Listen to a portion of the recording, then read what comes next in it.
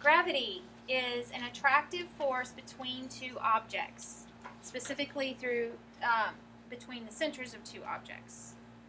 So think about when you're trying to balance, say when you're perching in a chair. If you start feeling kind of unstable, you shift your body weight, right? They say you shift your body weight or you shift your center of gravity.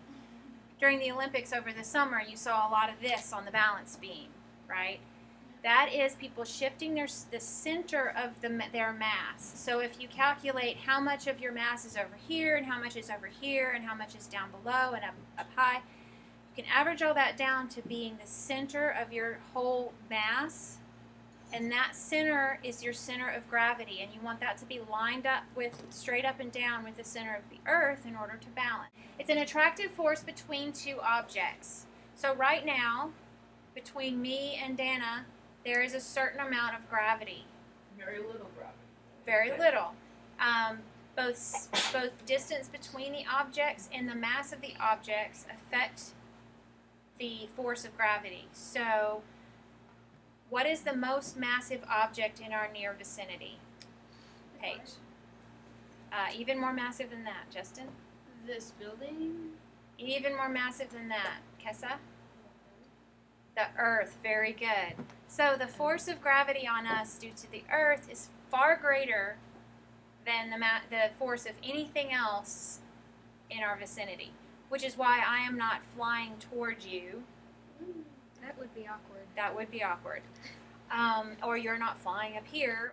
Acceleration due to gravity on Earth is 9.8 meters per second squared, or as Dustin let us know, it is 32 feet per second squared. What that means is, notice that there's nothing in there about mass. Acceleration of anything due to gravity on Earth is 9.8 meters per second squared. So that means it doesn't matter how massive you are, you're going to fall just as quickly. However, air resistance comes into play. Terminal velocity is the point at which the force due to gravity and the uplift due to air resistance are equal. So you accelerate for a certain amount of time, and then you get to a velocity that allows the air to force you up at the same amount. So then you stop accelerating. You keep moving, you just stop getting faster.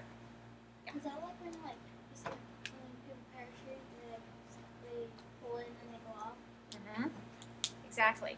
A parachute's job is to change your terminal velocity and make it lower. That's why it's so important that you pull the cord at the right time, because you want your terminal velocity to be low enough that when you hit the ground, you don't shatter. Yeah. So it slows you down because there's more air resistance, right? So what it does is it makes this force, the upward force, be much greater.